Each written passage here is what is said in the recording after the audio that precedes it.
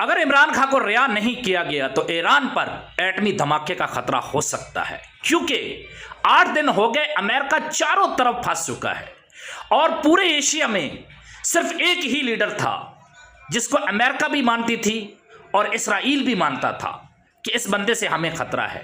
वो इमरान अहमद खान नियाजी था, क्योंकि पूरी जनूबी एशिया में सिर्फ एक ही लीडर था, वो इमरान खान था, जो वो फैसले कर सकता था।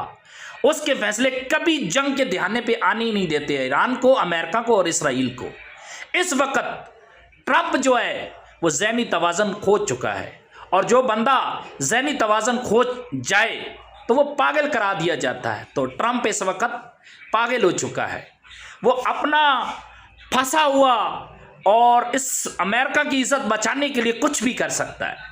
वो ईरान पर एटमी धमाके कर सकता है और इसका बहुत ज़्यादा खतरा है, जिसके असरात पाकिस्तान पर और ईरान पर तो हैं ही सही, अफगानिस्तान और तुर्की और तुर्कमानिस्तान पर पड़ सकते हैं, जिनकी सरहदें ईरान से मिलती हैं। और जवाब में ईरान एटमी धमाके ऐसे करेगा, इसराइल की नस्ल तक मिटा देगा। और ये जो हमारे खान साहब को कैद किया हुआ है ना, उसको छोड़ दें और वो अपोजिशन में बैठकर इस मुल्क को चला सकता है। खान साहब को बाहर माना जाता है, उसकी लीडरशिप को माना जाता है,